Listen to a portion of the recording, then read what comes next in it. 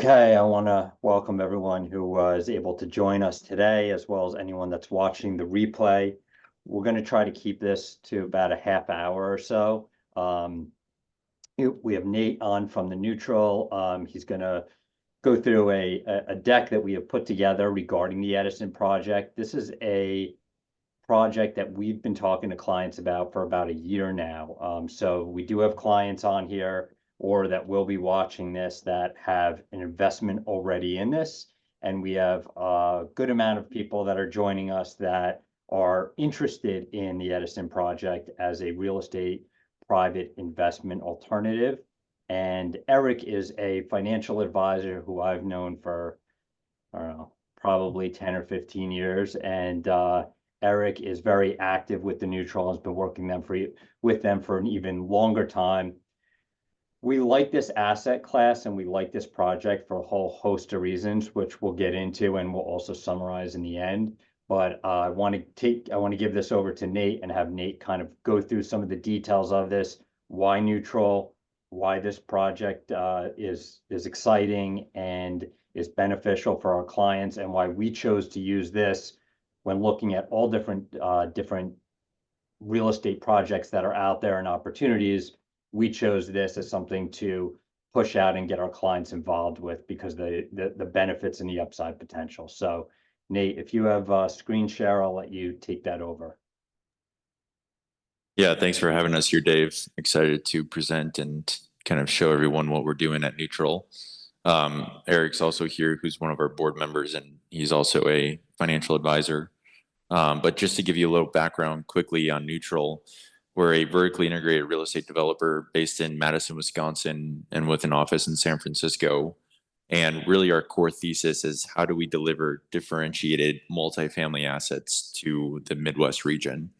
And how we're doing that is mostly through this kind of new spin that we have on multifamily through the lens of sustainability, resident health, and well-being. The leadership team is made up of myself, Matt Frazier, who is a former CEO and founder of Tribute Technologies. He sold that company back in 2018 to Carlyle for a $1.2 billion valuation. And then Daniel Gleesel, who's a recovering architect, is what we say. And he led the Apple campus expansion along with the two four-season hotels, one in Singapore and another in Philadelphia, for Foster and Partners before coming over to the dark side of real estate developments. And so he leads up all of our development activities. And sometimes we get asked, from Matt's perspective, because he's a very wealthy individual, why is he looking to partner with guys like Eric and Dave and financial advisors and other investors? And really the reason is he has a limited amount of capital, like everyone, and he wants to diversify. And so if we can partner with other investors, other wealth advisors, and have them invest in each one of our projects, we're still allocating about 30 to 40% of the overall equity stack between Matt, myself, and Daniel. But we're bringing in other people because we want to be able to diversify our own portfolio and grow it even larger than we would be able to with just our own personal capital. So that's kind of the reason why we're out looking for additional capital from other investors. This is our team. We have capital markets in-house, accounting operations, design and construction, and then we have our own architectural and design team also in-house that sits in San Francisco. This was our first project that we did in 2020. The firm started in 2019, and our first project was called The Bloom. We went through the full entitlement process, bought the land, and then we sold everything kind of packaged up to another family office, and they built the project. Our IRR on that to our investors was 28.7, and our equity multiple was 2.04. So a really great kind of starter project for us. This was our second project, 206 units right downtown Madison, Wisconsin. It's about a $100 million deal. We started construction on that at the beginning of 2023. We're just finishing up construction actually next week, which is really exciting. It's been a busy week for us. We're going through final occupancy, and we're at 19% pre-lease, which is really great. And then we open on the 17th of May. And this project is also mass timber. It's 14 stories. So it's very similar to kind of Edison. Edison's just slightly larger. But these are some of the interior staged units that we just got done staging, which look great. And in our pipeline, we have a few projects in Madison that we're working on, 2 projects in Milwaukee, and then we're starting to expand down to northwestern Arkansas region, mostly due to having the big Walmart firm down there. So what is our differentiation? Really, our differentiation is sustainability and wellness. And what we believe is that there's a lot of individuals, especially in the Gen Z, in the millennium, and then also in those kind of baby boomer demographics that are looking for something more than just kind of a commoditized black box for them to live in. And they want to have really every part of their life within their building. And so what we have in our buildings is we have really great units that are really well designed with access to really great water through an RO system, fresh air, daylight, beautiful interiors. But then we also add on this beautiful aspect of having a full food co-op as part of our full living experience, where people can actually go and pick out food from local farmers. It gets delivered twice a week to the building, and people can kind of have this really nice regenerative organic farming access. Another thing that we do is we have a fitness gym that's huge, very expansive, about 4,000 square feet at each one of our larger properties.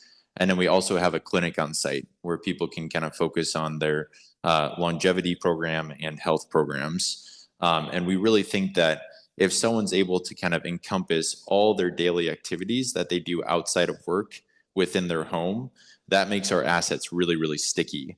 And it makes people want to renew year over year over year, which after we get built and leased up, really the biggest risk to the asset is making sure that we keep our occupancy levels above 95%. And so if we can get a really great asset that's sticky, and the people that lease in year one, 70% of them or 75% of them renew, that really de-risks the project once we get through construction and stabilization. A few things that we do on site at the clinic, just to give you an idea, we have VO2 max testing, RMR testing, which goes through your whole body composition, a DEXA scan. We have a blood panel test, a mobility test, and there's kind of different tiers of service that tenants can buy into, but it's really all focused around longevity. And then this is our resident experience. So the residents, when they move in, they get an app. That app they use to unlock their doors, order coffee in the morning, schedule maintenance, all these different kind of just daily necessities. But then they also can buy into fitness plans. And so they're able to get into a 6-week or 8-week plan that actually goes through day by day what they're doing for strength training and fitness training and all that type of stuff. This is our team that we have that kind of coordinates all this stuff. So Peter Kraus is our head of fitness. He's a local fitness guy in Wisconsin. And then we have Dr. Allen, who's our chief medical officer, who previously was at UW Health, which is a really large facility here in Madison. So just getting into the asset specifically, Neutral Edison is right downtown Milwaukee. We're right across from Pfizer Forum, which is where the Bucks play, which unfortunately we had a kind of early end to our season, but hopefully next year we'll extend that. But the project is 31 stories, 378 units. Our average square footage is 815, and we have about 380 stalls. So it's about a 1-to-1 parking ratio. And then the beautiful thing about this is that we actually have a park right next to us, which you see in that rendering, that we have on a 100-year lease with the city of Milwaukee. And then you also see on the bottom of that rendering a pedestrian bridge. And that pedestrian bridge walks you right into the Deer District, which is kind of this up-and-coming food and beverage entertainment corridor where the Bucks play, and then there's a few concert venues as well. So it's really in the heart of downtown Milwaukee. If you haven't been to Milwaukee, really close to F&B, and then it's also really close to the downtown kind of core business district. As far as our wellness program and our amenity program, we're doing the same thing as we're doing with all of our assets. We have that huge, even larger fitness facility. It's about 6,000 square feet. We have a big clinic. We have an outdoor pool. We have an outdoor garden. And then we did something really cool here. We have an outdoor bathhouse where we actually have a sauna, a cold plunge, and steam room that tenants can go in and kind of have this kind of relaxation, rejuvenation experience. And then up on the 32nd floor, we have a large kind of massive bar and kitchen where tenants can rent and have parties and things like that. So what does our unit mix look like? Our unit mix is mostly weighted on studios, alcoves, and one beds. The reason for that is we're going to get into our comp cent pretty quickly here. And what we've seen just kind of over the last 4 years of lease ups with kind of high rise luxury multifamily is that the larger units, specifically the big 2 beds and 3 beds, I have gone a little bit slow. And so the leasing velocity for those have taken a little bit longer. And what we try to do is we want to make sure that our leasing velocity is relatively quick so that once we get the building built, we can get to stabilization to cover both our debt service and be able to start paying dividends. And so what we've seen just in the market dynamic is that there's been more leasing velocity in those smaller units, smaller chunk rents with studios, alcoves, and one beds. And so that's why we kind of heavily weighted on those. And we didn't go as heavy on the larger units. We do have 2 floors of penthouse, which we are working with actually the Brewers and a few other players are going to be leasing there. We also are working with the Bucks, who we just met with a few weeks ago. And it looks like we're probably going to be leasing to a few Bucks players as well for those penthouse units. But that's a relatively smaller portion of the number of units since it's only about 17. This is just another kind of rendering of what the building looks like from ground floor. We have our lobby right here on the corner. We have a large co-working space and cafe. And each one of our properties, we build out a cafe for both the tenants, but also the community. And the tenants, of course, get a discount to that cafe. This is the rooftop terrace where we have that kind of expansive bar experience, the private dining experience, and then just a open area for tenants to enjoy and lounge and have friends over. This gives you a really, really good idea of where the project's located. So right across the street from Marcus Performing Arts Center, which is a large performing arts space, right across the river from Pfizer Forum, the Deer District. They just built a new venue which holds about 5,000 people for a concert venue. And then where you see that City Hall tag, that is where the downtown business district starts. So you have BMO, you have Wells Fargo, you have JP Morgan Chase, you have a lot of big banks in downtown Milwaukee that are in that kind of central business district. And then over here, I'll touch on it in a second, but where you see Milwaukee Art Museum, we have Northwestern Mutual's campus, which is obviously a big life insurance company, financial planning company that is actually moving about 2,000 employees back downtown to this campus in the fall of 2026. So we just started construction on this building actually a month ago. We have a formal groundbreaking with the mayor in June 16th, so in about a month. And then we open in spring of 2027. So it's really great that we have this tailwind of Northwestern Mutual that is going to be moving 2,000 employees from the suburbs back downtown. That would be prime tenants for us to be able to get. Just to give you an idea of the Milwaukee market dynamic, right now we're at about 95% occupancy, which is a really healthy market. Again, we want to be at about 95% for us to be stabilized. But the Concord Group did a study for us to look at kind of what is absorption over the next few years, what do lease ups look like. And over 2026, 2027, 2028, we get to about 97% occupancy, which is great because that exceeds our projections. And we're going to go into a sensitivity analysis that talks about risk in a little bit. But that is really great for our sensitivity because it will allow us to have a little bit larger return. The other thing to point out here is we're at 79% renter population in the submarket. So that means downtown Milwaukee, there's about 79% of the people living there that are renters and they're not owners. And the main reason for that is there really just hasn't been that much condo development the last few years.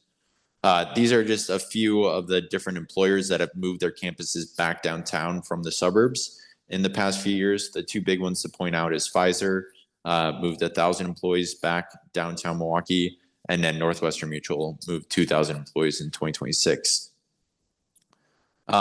These are just our competitive set. And so with Neutral Edison, we're at about 3,100 per month, 3,200 a month. Our competitors with Ascent, 333, and Couture are 34 to 3,800. The one thing to note here is our base rent includes utilities and Wi-Fi, which is a really important point because utilities and Wi-Fi average out about $250 to $300 per month. So when you're looking at the base rents for Ascent, for example, you have to add about $300 to actually have it be comparable because ours includes everything. So they pay $31.98. That includes base rent, utilities, and Wi-Fi. So that's just something to be mindful of. We did close our loan with Bank OZK and Promark last year, and we're going to be drawing on that loan later this year. The equity return for Edison is at a 2.19, and then the pro forma IRR is at a 17.9%, and our preferred rate of return is 10%. And then I'm sure Dave will get into a little bit about how we are on Charles Schwab. It's very easy for him to allocate through our SSID number. Charles Schwab every single year does an annual audit on our books, which I think gives Dave and Eric a lot of comfort. Investors can see that as well. And that just basically adds another layer of protection for the investor. This is how our capital structures work. So we have a senior loan with Mez, that's in the green there. In the orange, we have a debt position, which is promissory notes. And then up above, we have the equity position. As far as returns go, again, going back to the A units, we're at 17%. If you do a C unit, that's a $2 million minimum. That bumps your IRR by about 3%. And that's if you want 2 million or higher. One thing to mention here, so we run these sensitivity analysis on a lot of different scenarios. And one of the favorite things I do is scenario planning. And what it does is basically it looks at our rental rates and occupancy rates compared to what is our IRR. And so if you see here, again, if the projections from our economists are right, 97.5%, if we keep our rental rate the same, the IRR jumps about 1%. And if it goes down, we are at about 14.9%, or 16.6. So this is something that we issue to our investors every single quarter in our quarterly reports. And we're always just kind of looking at occupancies, rental rates, cap rates, and trying to understand, because performance are assumptions, what the actual returns are going to be. For our project in Madison, originally we projected about a 16.5% IRR, and right now we're at a 16.2. And so these sensitivity analysis really help us understand what the risks are, and it helps us kind of extrapolate in different scenarios what are the returns. And so I know Dave wanted me to touch on real quick just the risks of this project. I think the one beautiful thing about real estate is you don't have correlated risks. So all these risks are non-correlated to the stock market for the most part. I think the one exception to that might be tariffs, but hopefully we have some clarity here in the next few months with tariffs. But really what the risks are is there's some construction risk, and then there's some lease-up risk. Once we get to a stabilized state, hopefully in 2028, at 95% occupancy, then the risks, a lot of those burn down because a lot of the risks are coming from construction and lease up. And then it's really just kind of extrapolating what are we going to sell for and how can we maximize our return. There's a few tax benefits that we're getting. I know that a lot of these, there's some clients that can use them, some that you can. It just depends on how you're investing and what you have to offset. But it's a good sheet to mention. We have the Section 48 tax credit, the 45L tax credit, and then we have the 2 deductions that will come through the form of your K1. And with that, I'll turn it over to Dave with any questions that you might have. I think I'm right at 20 minutes.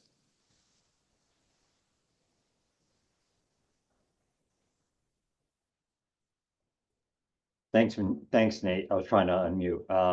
I'm going to pull up a document that I have. One of the things that you had mentioned before about the due diligence that I know we didn't touch on is Wall Street Journal just did an article about Milwaukee's market and rents and what's going on there, and it's pretty compelling article showing a lot of what's going on and the hype around that area. If you want to talk about that article.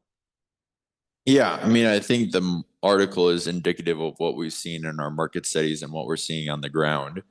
But essentially, what the article looked at is occupancy rates, like we saw, are going up year over year. But the other interesting thing is the obsolescence rates, which means basically the amount of apartments that are being built versus the amount of apartments that are becoming obsolete.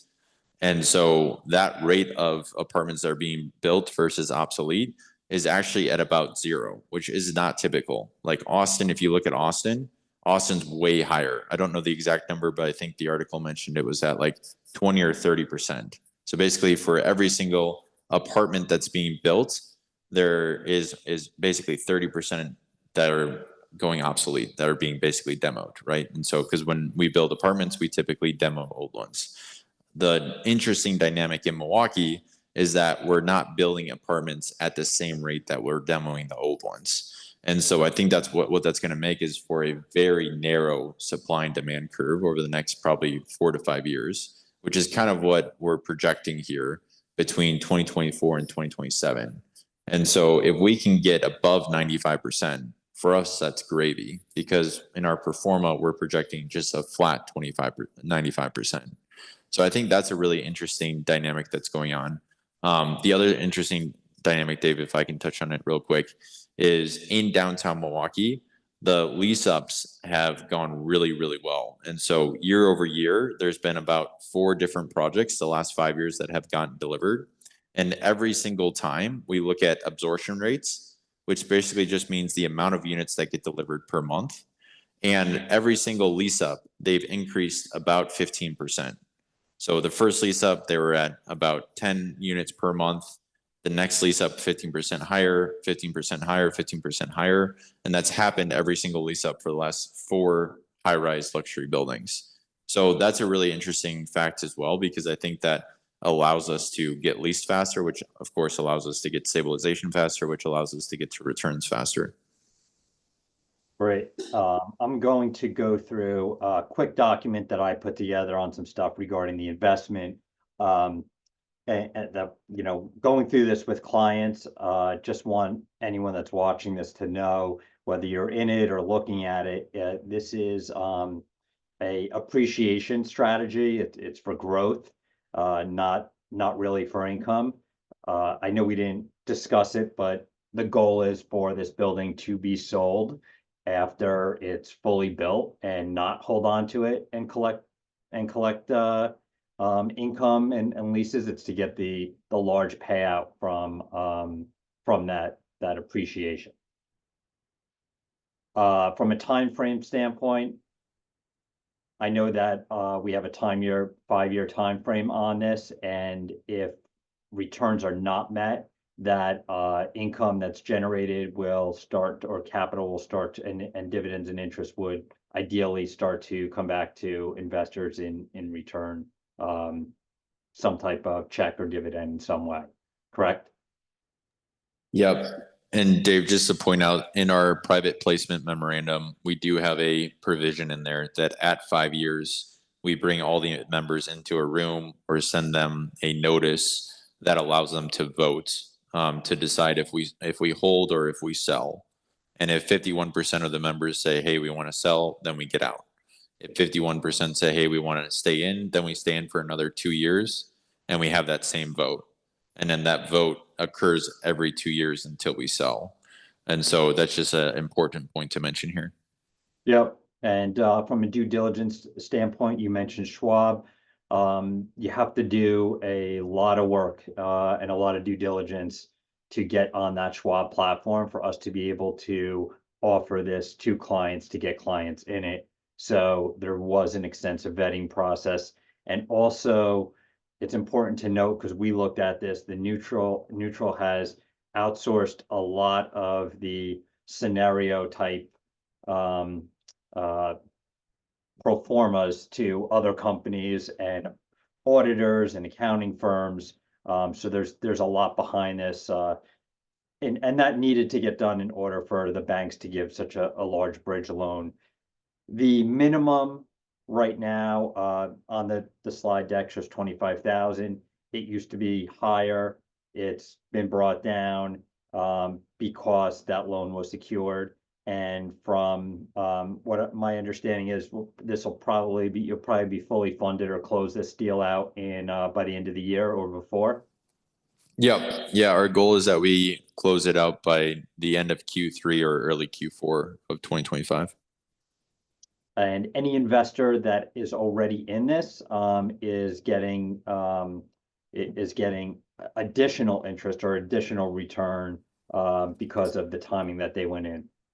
Correct. Yeah. So any investor that's been invested in 24, their preferred rate of return, which is 10% per annum, starts at their investment date. So if you have a client, Dave, that invested, let's just say in November of 2024, that investor starts receiving a 10% preferred rate of return as of November. The investor that invests today or next week or next month, they'll start that 10% preferred rate of return at the time of their investment.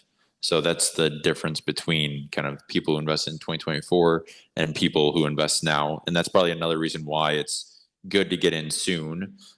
Because even though we're closing in Q3 of 25, you can still start achieving that 10% preferred rate of return, which beats the stock market once you execute your investment. And from a custodial standpoint, anyone that works with us that is able to log on to their Podell Financial site or through Schwab, they're able to see the Edison project entry in there. It obviously doesn't move. It's a real estate project. It just sits there, but it sits there with your other assets. And they do a great job with the updates every quarter on what's going on with the project. I think just recently there was an analysis that Neutral did that we really liked that projected the tariff increases. What would happen if we had certain tariffs and certain levels and what that would do to returns and everything else. So that was good to see that you're looking ahead on everything to determine if that's going to affect any returns. Yeah, and Dave, we're happy to share that with any prospective investors. But one thing just to note on the tariffs piece is because the building is Living Building Challenge certified, that certification requires that we source 50% of our materials domestically. And so that was a decision we made way back in 2024 before any word of tariffs, before there was the election. And so a lot of the things that we had bought out actually were not impacted by tariffs, which was really fortunate, which I think was more luck than foresight. But that is a great point for us to make, that we did that sensitivity, and we're happy to share that with any prospective investors. Right. We spoke about in the beginning, real estate being an uncorrelated asset class. Well, we saw a 1-day 10% drop in the markets this month, and you're in an asset class like this, so you're not affected to that extent. So we're not suggesting not being in markets, but this is a diversifier and a great way to earn high returns on an appreciated asset that is not correlated to the market. And logistically, we can use qualified funds. We can use IRAs, Roth IRAs, rollover, old 401s, anything that can be held in that the Schwab custodian, we can allocate into the project. There is a tax benefit to this project that doesn't obviously get generated if you're using something that is sheltered from taxes, but this does allow you to access the asset in a qualified plan. So when those returns kick in, you're not at that time even paying taxes on that appreciation. You can continue to defer. And again, the window for this, there was a specific window to get the bridge loan. That tranche or area has been met. So now we're looking to close this out and be fully funded by the end of this year. And the track record with Neutral, I personally went out there. I toured some of their other properties and projects, some that are in the middle of just getting started, and some that are almost at completion, as well as went to the site where the Edison is being built. So that we felt was necessary to do for our clients, just to do that due diligence and and feel good about the investment in the project. So with that, we'll finalize this, send the recording out, see if there's any questions, and if there's anything for Nate, who spoke on this, or Eric, who heads the area on the advisory, or more on the investment side. We'll connect on that, and happy to even get an individual call set up. So appreciate you both doing this. Thank you, Dave. Thanks for having us. Thanks, guys.